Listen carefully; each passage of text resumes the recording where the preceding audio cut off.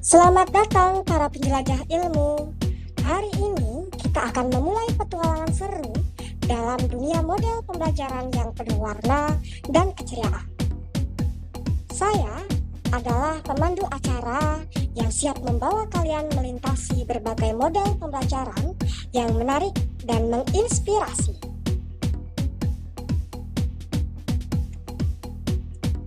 Temukan dunia pembelajaran yang menyenangkan.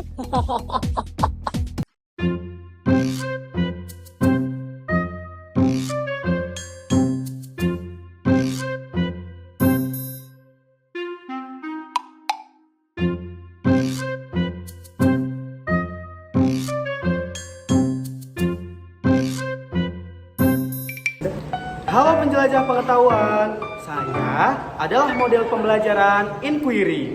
Di sini adalah tempat untuk menggali pengetahuan melalui eksplorasi dan penemuan.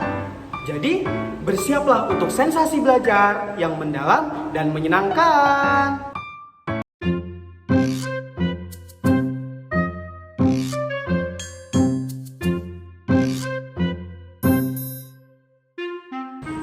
Hai teman-teman, saya mewakili model pembelajaran kooperatif. Mari bersama-sama kita menjelajahi dunia belajar melalui kerjasama, diskusi, dan kolaborasi yang penuh keceriaan. Bersiaplah untuk merasakan kehangatan belajar dalam tim. Selamat datang penjelajah kreativitas. Saya adalah model pembelajaran Discovery, tempat di mana kita akan menemukan konsep pembelajaran sendiri dan mengasah kreativitas kita. Bersiaplah untuk merasakan kebebasan bereksperimen dan menemukan hal-hal baru.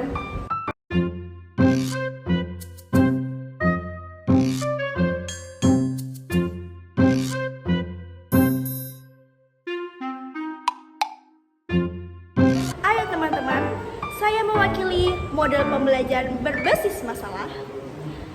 Bersiaplah untuk menyelesaikan masalah-masalah nyata dengan pemikiran kritis, solutif, dan penuh tantangan. Mari kita bersama-sama menjelajahi dunia belajar dengan mendebarkan.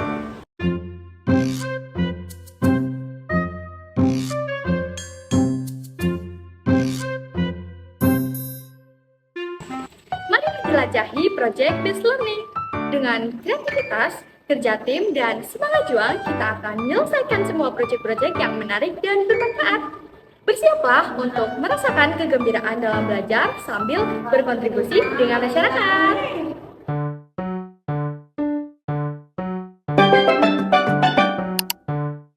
Halo penjelajah pengetahuan, kali ini kalian telah sampai di model pertama, yaitu Inquiry. Kalau sudah siap, katakan siap ya. Kenalan dulu ya. Kata inquiry merupakan kata dalam bahasa Inggris yang memiliki arti ikut serta atau terlibat dalam mencari informasi dan juga melakukan penyelidikan sebagai proses bertanya yang mengarahkan pada kegiatan penyelidikan terhadap objek pertanyaan. Dalam artian yang lebih luas, siswa ini ingin melihat apa yang terjadi, ingin melakukan sesuatu, mencari jawaban atas pertanyaan dengan cara mereka sendiri. Kemudian juga menghubungkan penemuan yang satu dengan penemuan yang lain, serta juga membandingkan apa yang ditemukan dengan yang ditemukan oleh orang lain. Nah, tujuannya apa ya? Tujuan model pembelajaran inquiry ini adalah mengembangkan kemampuan intelektual dan juga merupakan bagian dari proses pembentukan mental siswa. Lalu ciri-cirinya apa ya? Ciri-cirinya adalah berpusat pada siswa, menekankan pada keterlibatan aktif, mempromosikan pemecahan masalah, dan juga mengembangkan keterampilan untuk berpikir kritis. Setelah kenalan, selanjutnya apa ya? Mungkin kelebihan dan kekurangan ya. Yang pertama adalah kelebihan. A. Membantu menggunakan daya ingat siswa dan mentransfernya pada situasi-situasi belajar. B. Mendorong untuk berpikir secara inisiatif dan juga merumuskan hipotesisnya sendiri. C. Dapat membentuk dan mengembangkan self-concept pada diri setiap siswa. D. memungkinkan peserta didik belajar dengan memanfaatkan berbagai jenis sumber belajar di luar sekolah. Kemudian dapat melayani kebutuhan peserta didik yang memang memiliki kemampuan di atas rata-rata. Terus kekurangannya apa ya? Nah, kekurangan yang A yaitu sulit merencanakan pembelajaran karena terbentur dengan kebiasaan siswa dalam belajar. Yang B, diperlukan waktu yang sangat panjang. Yang C juga memerlukan adanya perubahan kebiasaan cara belajar peserta didik. Yang D, mengubah kebiasaan tidaklah mudah, terutama untuk mengajar peserta didik dalam jumlah yang besar. Kemudian yang terakhir, yang E, guru dituntut mengubah cara mengajar yang umumnya hanya menjadi penyaji informasi, lalu menjadi fasilitator dan juga sebagai motivator. Oke, setelah kita mengenal kelebihan dan kekurangan, selanjutnya adalah tahapan. Untuk yang pertama, yaitu orientasi masalah. Guru menciptakan iklim pembelajaran yang responsif dan juga merangsang siswa untuk berpikir memecahkan masalah. Kedua, merumuskan masalah. Guru memberikan masalah yang penuh teka-teki untuk memancing siswa berpikir mencari jawaban atau juga solusinya. Kemudian yang ketiga, yaitu membuat hipotesis. Nah, siswa ini menciptakan jawaban sementara berdasarkan landasan berpikir yang logis. Dan yang keempat adalah eksplorasi atau mengumpulkan informasi dan data. Nah, di sini siswa itu mengumpulkan informasi atau data untuk menguji hipotesisnya. Kemudian yang kelima, yaitu menguji hipotesis dan juga membuat kesimpulan. Siswa menguji hipotesis dengan data yang ditemukan dan juga membuat kesimpulannya. Nah, dari tahapan tersebut dapat kita pahami bahwa ada beberapa mata pelajaran yang sering digunakan untuk model pembelajaran inquiry. Mata pelajaran tersebut adalah ilmu pengetahuan alam, ilmu pengetahuan sosial, kemudian bahasa Inggris dan juga bahasa Indonesia. Selamat atas kerja kerasnya dalam menuntaskan pos pertama. Banyak lagi pos-pos yang menunggu. Sebelumnya, ayo uji pemahaman kalian terkait materi pertama ini, yaitu inquiry learning. Kata inquiry dan to inquiry yang merupakan kata dalam bahasa Inggris yang artinya A. Sama, B. Selalu, C. Mencari, D. Penyelidik. Wow, ada tamu nih. Sepertinya ada penjelajah pengetahuan yang sangat tidak sabar nih dengan model selanjutnya. Hai, saya adalah Cooperative Learning. Model pembelajaran kooperatif adalah serangkaian kegiatan belajar yang dilakukan oleh siswa dalam kelompok-kelompok tertentu untuk mencapai tujuan pembelajaran yang telah ditetapkan. Pembelajaran kooperatif melibatkan siswa belajar dan bekerja secara kolaboratif dalam kelompok-kelompok kecil yang terdiri dari 5 orang dengan struktur kelompok heterogen. Para ahli meyakini bahwa model ini efektif dalam membantu siswa memahami konsep-konsep yang kompleks. Ciri-ciri model pembelajaran kooperatif mendorong kerjasama antar siswa, membangun keterampilan sosial, dan meningkatkan rasa tanggung jawab. Kelebihan dan kekurangan model pembelajaran kooperatif. Kelebihan model pembelajaran kooperatif: A. Melibatkan siswa secara aktif dalam pengembangan pengetahuan, sikap, dan keterampilan dalam suasana belajar yang terbuka dan demokratis. B.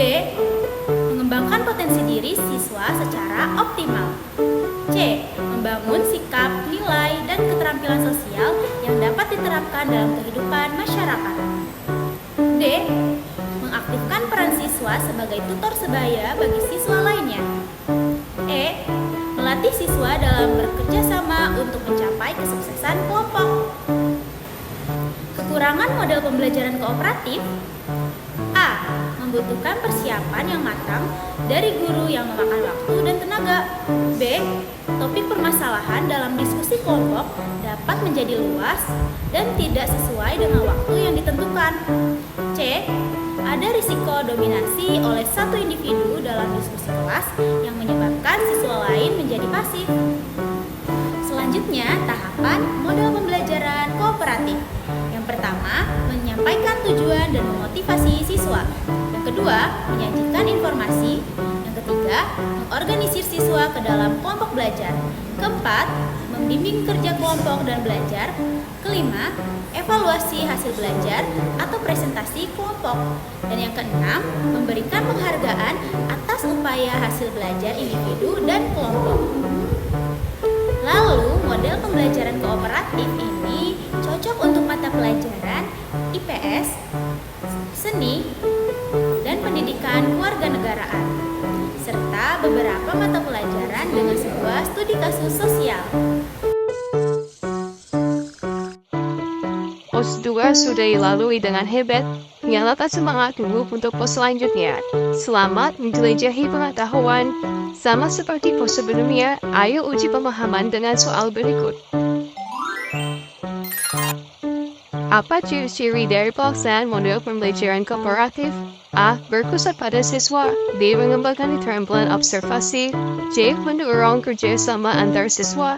D. Berpusat pada proyek.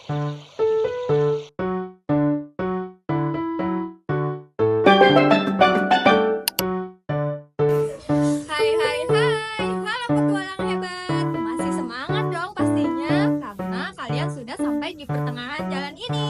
Bersedia untuk petualangan menarik selanjutnya? Ayo. Apakah aku? Aku Discovery Learning. Aku adalah proses pembelajaran yang memberikan peran aktif kepada siswa, memungkinkannya untuk mengatasi permasalahan sesuai dengan materi yang dipelajari dan kerangka pembelajaran yang diberikan oleh guru. Jadi, siswa berusaha untuk belajar secara aktif dengan menemukan, menyelidiki konsep pembelajaran sendiri sehingga hasilnya dapat diingat secara lebih baik. Kalian tahu nggak nih ciri-ciri Discovery Learning? Discovery Learning mendorong eksplorasi aktif, memfasilitasi penemuan, dan mengembangkan keterampilan observasi. Selanjutnya, ada kelebihan dan kekurangan Discovery. Kelebihan dulu ya. A. Meningkatkan keterampilan dan proses kognitif siswa. B. Memberikan kepuasan siswa karena berhasil menemukan hal-hal baru yang memperkaya pengalaman belajar. C. Mengembangkan bakat dan kecakapan individu sesuai potensi. D. Meningkatkan kemampuan siswa dalam mengingat dan mengaplikasikan pengetahuan ke situasi belajar yang baru. E. Mendorong siswa agar selalu aktif berpikir dan bekerja keras dengan inisiatif sendiri. Selanjutnya, kekurangan Discovery. A. Memerlukan motivasi yang tinggi dari siswa untuk aktif. B. Membutuhkan waktu yang lama dalam pembelajaran karena siswa perlu melakukan penyelidikan dan eksperimen terlebih dahulu. C. Sulit diterapkan di kelas besar karena membutuhkan pemantauan intensif dari guru. Selanjutnya, tahapan Discovery. Yang pertama, tahap stimulasi. Guru merangsang motivasi siswa dengan menyajikan hal-hal yang menimbulkan kebingungan dan mengajukan pertanyaan terkait materi. Yang kedua, identifikasi masalah. Siswa mengidentifikasi masalah yang timbul berdasarkan hasil bacaan sebelumnya. Rumuskan hipotesis. Yang ketiga, pengumpulan data. Siswa mengumpulkan informasi relevan untuk menjawab pertanyaan atau menguji hipotesis mereka. Yang keempat, pengelolaan data. Siswa mengelola dan menganalisis data yang dikumpulkan, serta menggunakan data tersebut untuk menyelesaikan LKPD. Yang kelima, pembuktian. Siswa menyajikan hasil diskusi kelompok di depan kelas dan menerima tanggapan dari kelompok lain. Yang terakhir, kesimpulan. Siswa dan guru membuat kesimpulan dari proses pembelajaran untuk mencapai pemahaman yang lebih mendalam tentang materi pembelajaran. Jadi, model Discovery memungkinkan siswa untuk aktif dalam mencari pengetahuan, mengembangkan pemahaman konsep secara mandiri, dan mengaplikasikan pengetahuan tersebut dalam konteks yang relevan. Maka, model ini cocok untuk pelajaran sejarah, IPA, dan juga beberapa konsep matematika. Discovery Learning adalah pos ketiga pada model penjelajah pengetahuan. pengetahuan ini. Untuk mengetahui seberapa kalian paham terkait materi ini, coba kerjakan soal berikut. Manakah yang bukan merupakan ciri utama dari pembelajaran discovery learning? A. Siswa terlibat aktif dalam proses pembelajaran. B. Siswa diberikan kesempatan untuk mengeksplorasi dan menemukan pengetahuan baru. C. Guru memberikan semua informasi yang diperlukan sejak awal. D. Siswa belajar melalui percobaan dan observasi.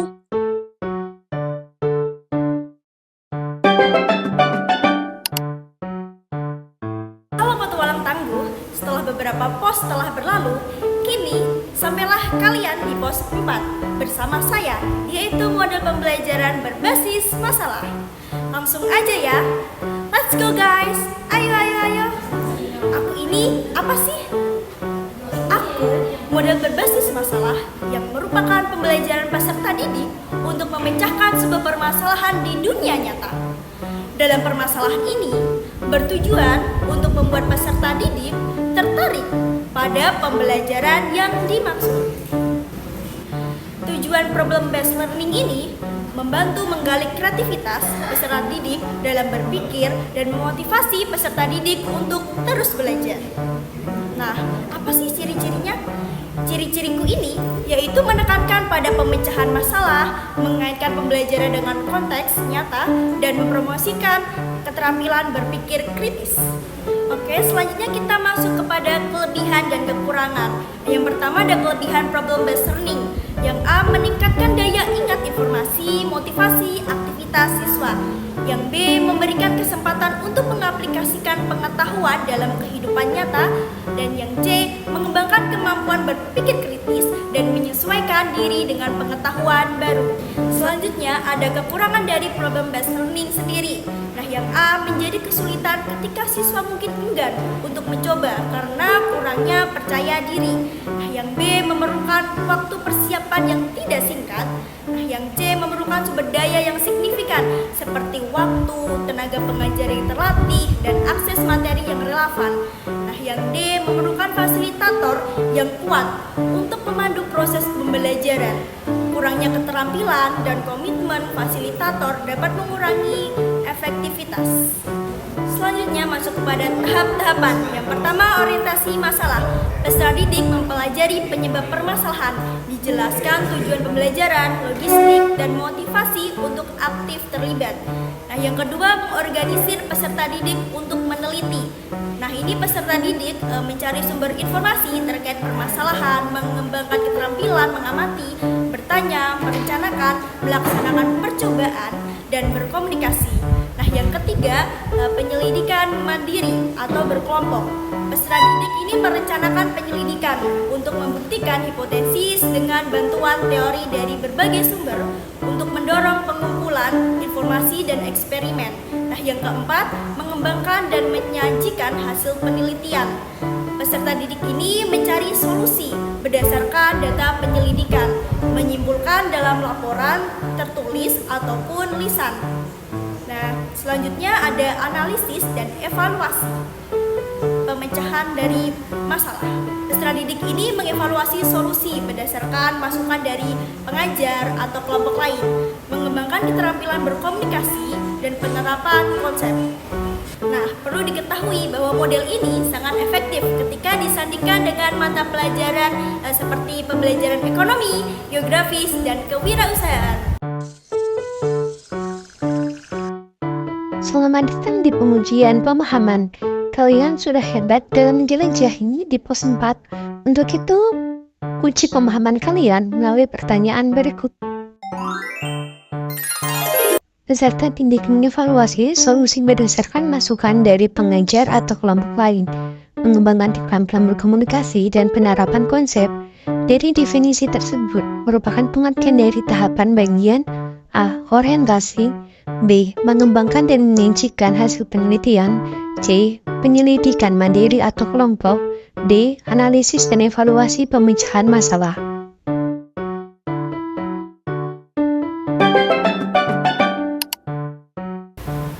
Hai Sobat Pengetahuan, kalian sangat keren sudah bisa melampaui 4 pos sebelumnya.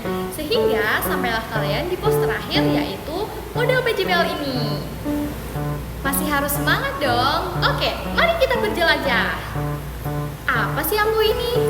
PJBL atau Project Based Learning adalah pendekatan pembelajaran yang menekankan pada kegiatan proyek yang melibatkan siswa dalam menyelesaikan masalah nyata atau situasi dunia nyata. Dalam PJBL, siswa bekerja secara kolaboratif dalam tim untuk merencanakan, melaksanakan, dan menyelesaikan proyek yang relevan dengan konteks pembelajaran. Dalam PJBL, guru berperan sebagai fasilitator, pembimbing, memberikan dukungan dan arahan kepada siswa dalam proses proyek yang berlangsung. PJBL bertujuan untuk memberikan pembelajaran yang lebih bermakna, relevan, dan kontekstual bagi siswa, sehingga mereka dapat mengembangkan pemahaman yang lebih mendalam dan keterampilan yang dapat diterapkan dalam kehidupan nyata. Oke, kemudian ciri-ciri. Ciri-ciri PJBL berpusat pada proyek yang mempromosikan keterampilan kolaborasi dan mengintegrasikan berbagai aspek pelajaran. Oke, selanjutnya ada kelebihan model PJBL. Ada beberapa kelebihan dalam model PJBL ini, teman-teman. Nah, yang A, meningkatkan keterampilan siswa dalam pembelajaran. B, mengembangkan keterampilan berpikir kritis, pemecahan masalah, dan kreativitas. C, memungkinkan siswa mengembangkan keterampilan kerja tim dan kolaborasi. Dan D, memberikan pengalaman belajar yang kontekstual dan relevan dengan dunia nyata. Dan kemudian yang terakhir ada memotivasi siswa dengan tujuan yang jelas dan proyek yang menarik. Ada kelebihan juga pasti ada kekurangan dong, teman-teman. Nah, ada beberapa kekurangan dalam model PJBL ini. A, membutuhkan waktu yang lebih lama untuk melaksanakan proyek secara menyeluruh. B, memerlukan sumber daya yang cukup, baik waktu, fasilitas, dan pendamping guru. C, tidak semua siswa dapat berkontribusi secara aktif dalam proyek sehingga dapat terjadi dominasi kelompok. Kemudian yang D, evaluasi dan penilaian dapat lebih kompleks karena proyek bersifat unik dan kontekstual. Dan yang terakhir itu memerlukan keterampilan dan pemahaman yang kuat dari guru sebagai fasilitator. Oke, sampailah kita pada pembahasan yang terakhir, yaitu tahapan PJBL. Yang pertama, penentuan pertanyaan mendasar, yaitu identifikasi pertanyaan mendasar yang akan menjadi fokus proyek. Nah, pertanyaan ini harus menantang dan memotivasi siswa. Kemudian yang kedua, menyusun perencanaan proyek. Nah, perencanaan ini meliputi kegiatan, sumber daya, dan tujuan proyek. Kemudian yang ketiga, ada menentukan langkah-langkah pencapai tujuan proyek. Dan yang keempat, yaitu ada menyusun jadwal, yaitu dengan membuat jadwal yang jelas dan terperinci untuk setiap tahapan proyek. Kemudian nomor 5 adalah evaluasi pengalaman. Melakukan evaluasi awal untuk mengidentifikasi pengetahuan dan keterampilan awal siswa terkait proyek. Nah, menilai kebutuhan dan tingkat pemahaman siswa untuk menyusun pendekatan pembelajaran yang sesuai. Kemudian yang keenam ada menguji hasil. Mengembangkan produk atau solusi yang sesuai dengan pertanyaan mendasar. Kemudian yang ketujuh ada monitoring. Dalam monitoring ini yaitu dengan memberikan bimbingan dan umpan balik yang konstruktif untuk membantu siswa dalam mencapai tujuan proyek. Nah, apa ya mata pelajaran yang cocok untuk PJBL ini? PJBL atau Project Based Learning ini sangat cocok ketika kita dipadukan dengan mata pelajaran sains atau juga seni.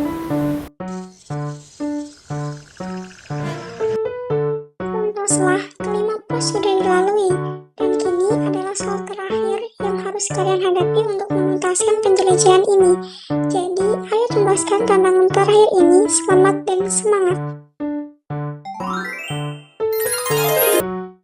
Mata pelajaran apa yang cocok digunakan dalam model pembelajaran proyek berbasis masalah adalah A. Sains, B. Bahasa Inggris, C. Matematika, D. Sosiologi.